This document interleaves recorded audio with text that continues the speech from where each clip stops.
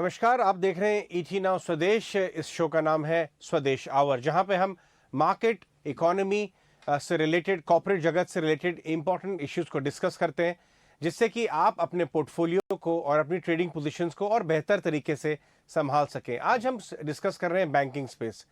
जो डेटा आया है आरबीआई का, गए महीने का जो डेटा आया है, वो 8.1% क्रेडिट ग्रोथ की तरफ इशारा कर रहा है।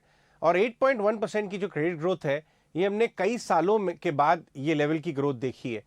क्या ये दिखाती है कि क्रेडिट ग्रोथ एक सिक्लिकली जो खराब समय है उससे से निकल के अब धीरे धीरे इकोनॉमी में बढ़ रही है? कौन से सेक्टर्स हैं जो ड्राइव कर रहे हैं और कौन से बैंक्स हैं जो फोरफ्रंट में हैं इस क्रेडिट ग्रोथ को कंट्रीब्यूट कर रहे हैं? हमारे साथ मनीष जैन, एम्बिट एएमसी के जुड़ रहे हैं बात करने के लिए। मनीष, क्रेडिट ग्रोथ का डेटा तो बहुत स्ट्रांग है ही, लेकिन जो गया क्वार्टर है उसमें जो हम टॉप पीएसयू बैंक्स देखें, उन्होंने प्रॉफिटेबिलिटी में अपने बहुत सुधार किया, प्रोविजंस कम किए। टॉप 5-7 प्राइवेट सेक्टर बैंक्स ने भी लोन बुक ग्रोथ अच्छी दिखाई है, mid to high double digit हमने देखी लोन ग्रोथ। पहले आपका व्यू क्या है कि इस क्रेडिट ग्रोथ के कंट्रीब्यूटर्स का और जिस तरह से बैंकिंग सेक्टर वापस आ रहा है एक तरह से? अगर आप सबसे पहले ये देखें तो क्रेडिट ग्रोथ काफी टाइम से लैंग्वेज कर रही थी इकोनॉमी में 5 से 6, 6.5% के बीच में। एंड आई थिंक उसका सबसे बड़ा रीजन ये था कि bond market yields, 10 year yields अगर आप देखें तो they were hovering in and around 6% levels. So जो ए रेटेड या डबल ए रेटेड कंपनीज हैं, specially from a working capital perspective, they were much better off. एक आर्बिट्राज बनता था उनका कि वो वहां से फाइनेंसिंग करें, ना कि बैंकिंग चैनल के अंदर आ जाए। And I think private capex भी थोड़ा लैग कर रहा था। सो गवर्नमेंट केपेक्स और retail loan book pretty much वो ओनली 2 ड्राइवर्स जिसकी वजह से वो क्रेडिट ग्रोथ 5 से 6% के बीच में टिकी हुई थी। और अगर आप रिटेल लोन बुक देखें तो वो डबल डिजिट्स में काफी टाइम से ग्रो कर रही थी, ऑलमोस्ट 2 साल से double digit on double digit grow करते चली जा रही थी। सो अब आप अगर देखें पिछले 6 महीनों से जो ये नवंबर दिसंबर 2021 से जो लोन ग्रोथ की ट्रेजेक्टरी पिकअप हुई है, आई थिंक उसका सबसे बड़ा रीजन ये है कि वर्किंग कैपिटल फाइनेंसिंग जब से यील्ड्स हार्डन होने शुरू हुए हैं, आज करीब 7.5% हो गए हैं। मेरा मानना है कि by the end of the year you should see it at around 8% levels के आसपास या thereabouts. So as the yields start hardening, especially MSMEs, especially A rated and double A rated companies ज्यादा से ज्यादा वो bond market से निकल के बैंकिंग चैनल में आएंगे, specially from a working capital financing perspective, जिसकी वजह से ये इनिशियल बूस्ट मिला है। और second, I think private sector capex अब थोड़ा इनिशियल फर्स्ट साइंस दिखने लगे हैं, जहां की वो वापस आने लगा है across sectors. And I think ये कॉम्बिनेशन, दोनों का कॉम्बिनेशन है जिसकी वजह से ये क्रेडिट ग्रोथ पिकअप हो रही है जिस तरह से ये पिकअप हो रही है। और मुझे लगता है ये सस्टेनेबल रहनी चाहिए। आरबीआई यहाँ से अगर 50-60 बेसिस पॉइंट रेट हाइक और भी कर दे, तब भी I would expect the overall systemic non food credit growth to remain in the range of between 8 to 9% in a base case scenario. Maybe not sustaining double digits जैसे कि अभी है, but फिर भी high single digits या low double digits में sustain करनी चाहिए यहाँ से। जी, अगर हम बात करें रिटेल इसको कितना ड्राइव कर रहा है और होलसेल भी क्या वापस आता हुआ नजर आता है? क्योंकि रिटेल लेंडर्स की बात करें या उनकी रिटेल बुक्स की बात करें, वो तो बहुत अच्छी हेल्दी ग्रोथ ले रही है, लेकिन क्या कैपेक्स के अर्ली साइंस दिख रहे हैं? कॉर्पोरेट इंडिया भी क्या उसी मात्रा में होलसेल लोन्स के लिए आ रहा है या उसमें अभी टाइम लगेगा?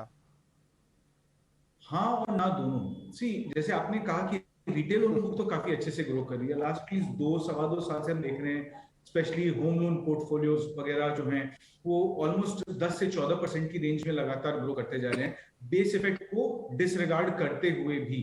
एंड एक बहुत बड़ा पिलर रहा है ओवरऑल क्रेडिट ग्रोथ का इकोनॉमी के अंदर, other than government capex. Second part अगर आप देखें तो working capital financing from a corporate loan book perspective 100% वापस आ गई है बैंकिंग चैनल के अंदर, और ये एक बड़ा कंट्रीब्यूटर रहा है लोन ग्रोथ को पिकअप करने के लिए। बट केपेक्स की अगर आप बात करें या प्रोजेक्ट फाइनेंसिंग की अगर आप बात करें, तो मुझे लगता है अर्ली साइंस विजिबल हैं, थोड़े ग्रीन शूट्स दिख रहे हैं, बट ये और यहां से पिकअप होगी थोड़ी सी। सो मैं एक्सपेक्ट ये करूंगा कि लोन ग्रोथ जो रिटेल लोन बुक में है वो थोड़ी सी यहाँ से नीचे की तरफ खिसकेगी, थोड़ी सी नीचे जाएगी, और कॉर्पोरेट प्रोजेक्ट फाइनेंसिंग जो है वो यहाँ से थोड़ा सा पिकअप होगा ओवरऑल 8-9% पे सस्टेन करते हुए। अर्ली साइंस ऑलरेडी दिख रहे हैं। लास्ट ईयर हमने देखा जो large part of private capex हो रहा था वो B2B सेगमेंट्स में हो रहा था, मेटल्स, माइनिंग, एनर्जी, उन सेगमेंट्स में हो रहा था। बट B2C सेगमेंट में प्राइवेट सेक्टर केपेक्स के इनिशियल साइंस अब थोड़े थोड़े दिखने लगे हैं.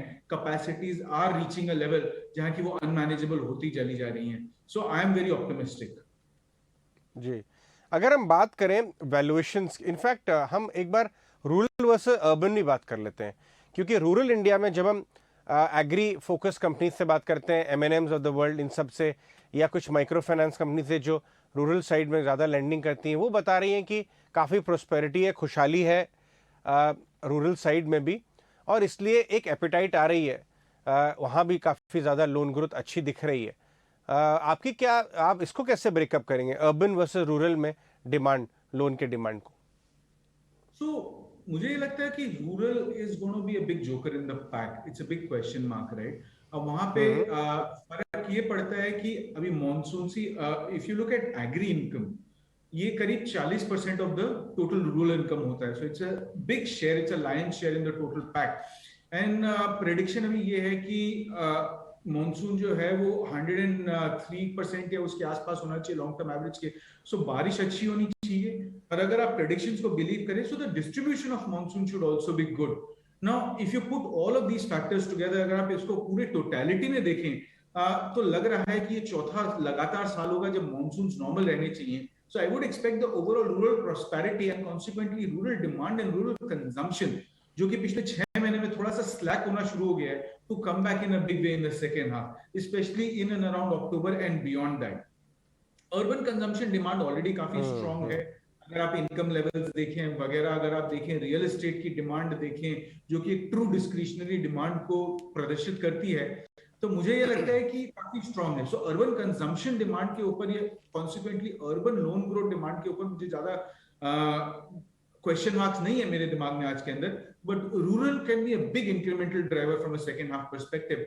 बट ये क्वेश्चन मार्क है, देखना पड़ेगा. जुलाई और अक्टूबर, सितंबर, ये 3 बड़े क्रिटिकल मंथ्स होंगे to monitor. Right.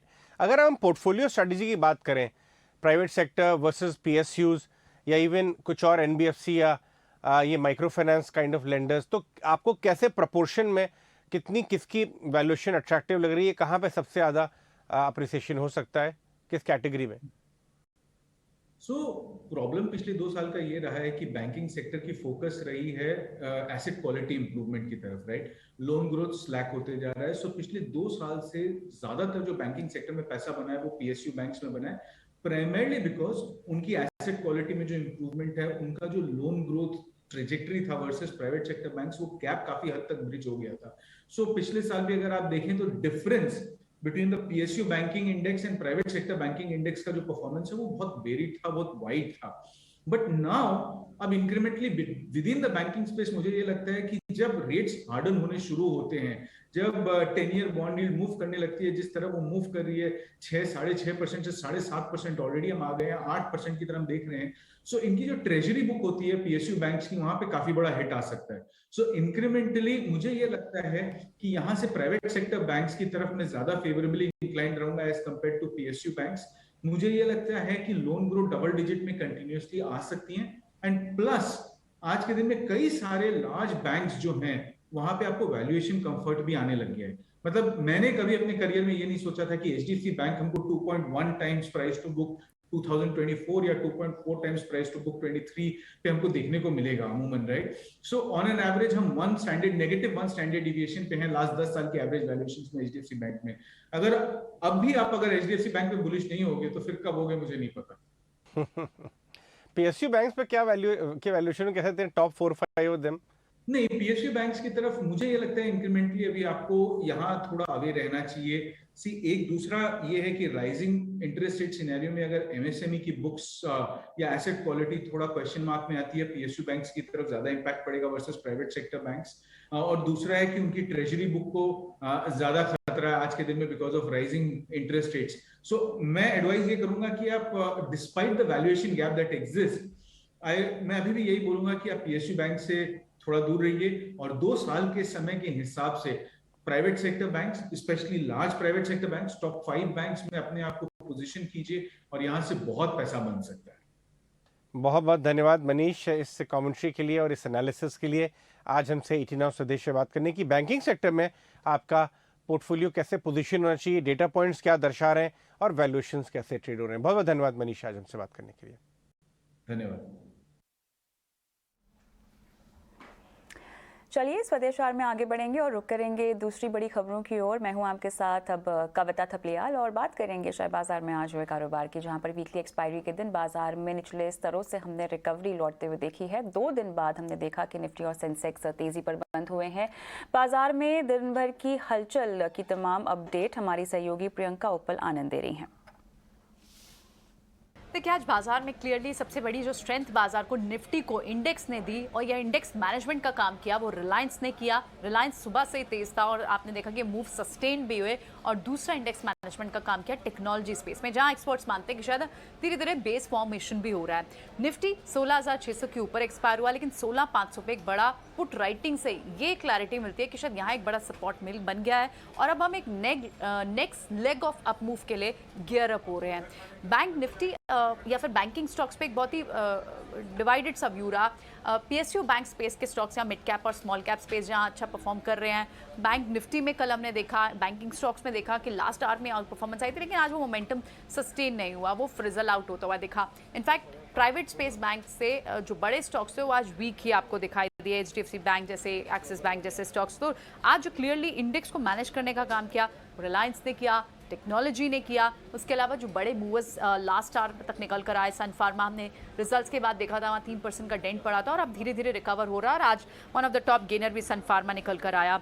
Bajaj twins भी आपको स्ट्रेंथ के साथ क्लोजिंग देखे गए।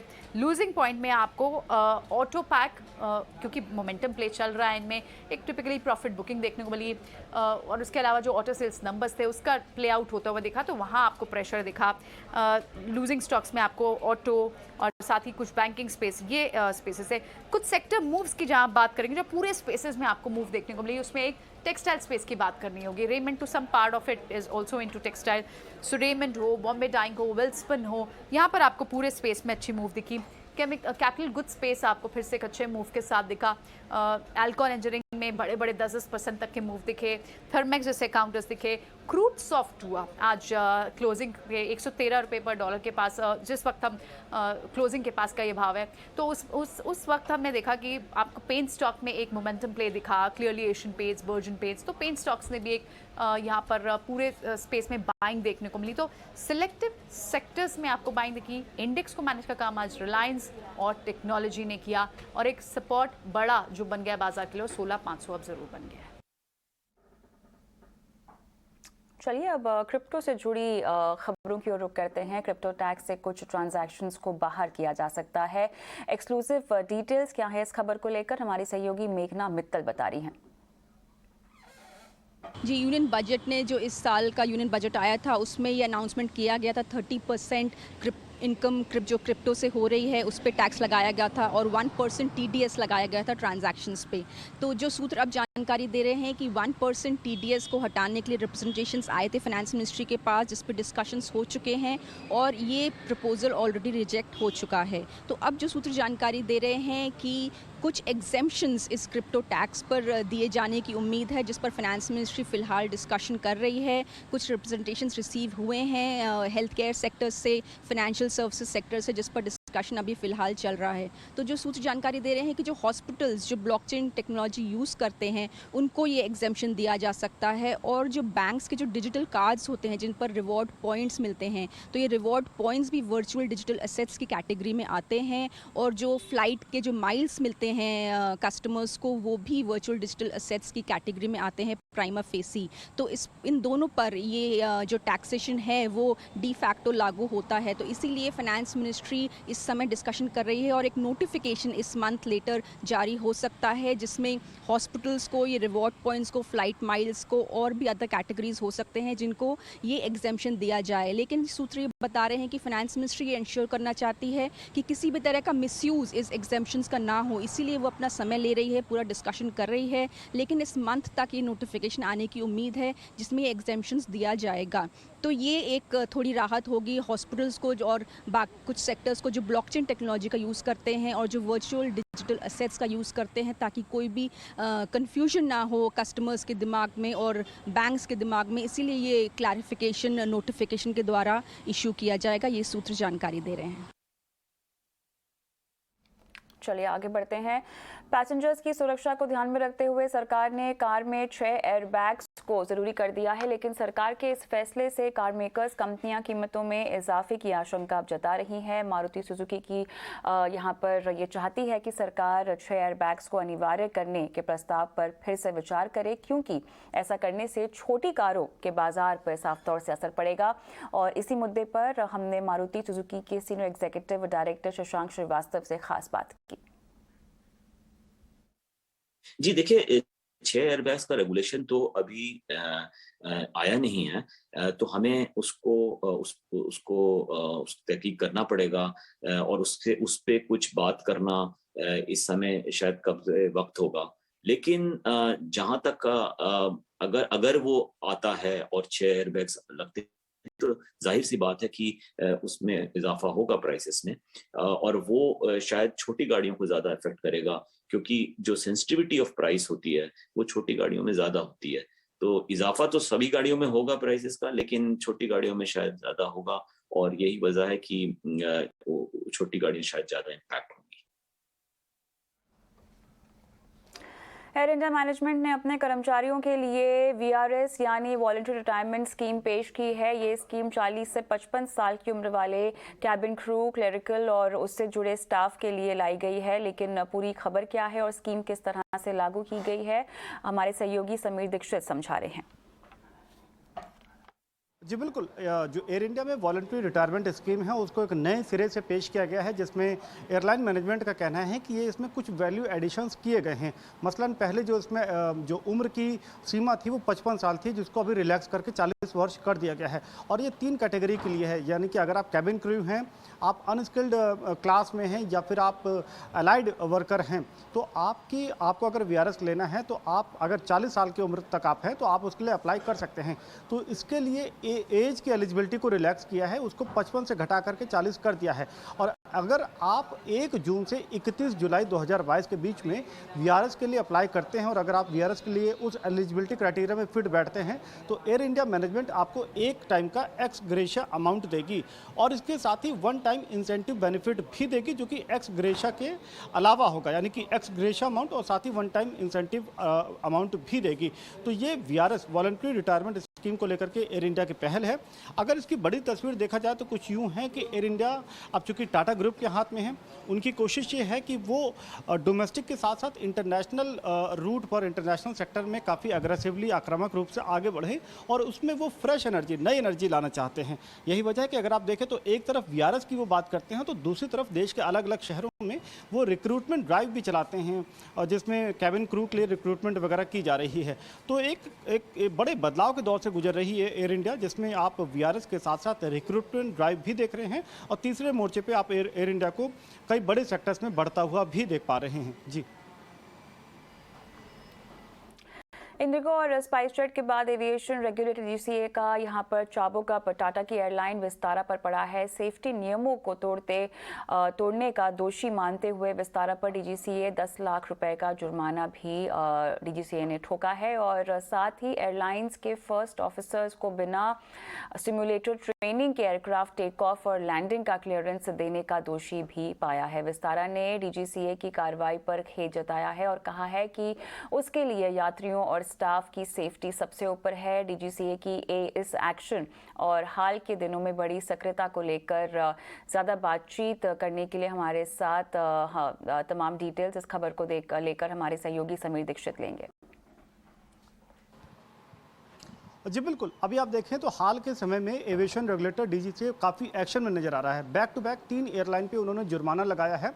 जो लेटेस्ट है वो विस्तारा एयरलाइन पे है, जिसमें 10 लाख रुपए का जुर्माना लगाया है। फर्स्ट ऑफिसर के इंदौर में फ़्लाइट लैंडिंग के वक्त कुछ दिक्कतें, खामी आप कह सकते हैं, या उसकी ट्रेनिंग प्रॉपर नहीं होने के चलते ये जुर्माना लगाया गया है। लेकिन विस्तारा एयरलाइन के सूत्रों से ये पता चला और उनका आधिकारिक जो बयान आया है वो ये है कि ये जो जिस मामले में 10 लाख रुपए का जुर्माना लगाया गया ये कोई हाल का मामला नहीं है। ये तकरीबन 3-3.5 साल पुराना मामला है जब विस्तारा ने इंदौर के लिए फ़्लाइट सेवाओं की शुरुआत की थी और जिस फर्स्ट ऑफिसर को लेकर के जुर्माना लगाया गया है वो उस वक्त पूर्व एम्प्लॉयर से वो उसको विस्तारा में लिया गया था, यानी कि उसकी ट्रेनिंग पहले के एम्प्लॉयर था उसने ट्रेनिंग दी थी और उसके बाद में चूँकि वो विस्तारा में आ चुका था और वहाँ पर उसको अपने कैप्टन के साथ में एक और टेस्ट फ्लाइट से गुजरना था तो उसमें ये एक्शन लिया गया था। लेकिन अगर आप बड़ी तस्वीर देखें तो ये विस्तारा एयरलाइन पे सेफ्टी वायलेशंस को लेकर के 10 लाख रुपए का जुर्माना, इसके पहले इंडिगो एयरलाइन पर स्पेशली एबल्ड पैसेंजर को ठीक तरीके से उसकी देखभाल ना करना और इवन उसको एयरक्राफ्ट नहीं चढ़ने देना उसके लिए 5 लाख रुपए का जुर्माना। उसके पहले स्पाइसजेट एयरलाइन पर जुर्माना लगाया गया था क्योंकि उनके पायलट्स ने बोइंग 737 मैक्स एयरक्राफ्ट के फॉल्टी सिमुलेटर में ट्रेनिंग हासिल की थी। तो ये 3 अलग अलग जुर्माने, तो यहाँ पर संदेश यही है कि जुर्माने की रकम भले ही छोटी हो लेकिन संदेश ये देने की कोशिश की जा रही है कि सेफ्टी के पैमाने पर किसी भी तरीके की लापरवाही कोताही नहीं बरती जाएगी और साथ ही जो हवाई मुसाफिर है उसको जो बेसिक राइट हैं उनको सुरक्षित रखना भी सरकार का दायित्व है, जिसके लिए यहाँ पर ये कड़े कदम उठाए जा रहे हैं। गुजरात के पाटीदार नेता हार्दिक पटेल बीजेपी में शामिल हो गए हैं। गांधीनगर में बीजेपी मुख्यालय में उन्हें गुजरात बीजेपी अध्यक्ष सी.आर. पाटिल ने पार्टी की सदस्यता दिलाई है और इस दौरान पाटीदार आंदोलन में उनके साथी रहे कई नेता और उनके समर्थकों ने भी बीजेपी की सदस्यता ली है। बीजेपी में शामिल होने से पहले हार्दिक पटेल ने ट्वीट भी किया था जिसमें उन्होंने लिखा था कि वो छोटा सिपाही बनकर काम करेंगे। आपको बता दें कि हार्दिक पटेल ने बीते महीने कांग्रेस के प्रदेश कार्यकारी अध्यक्ष पद से इस्तीफा दे दिया था।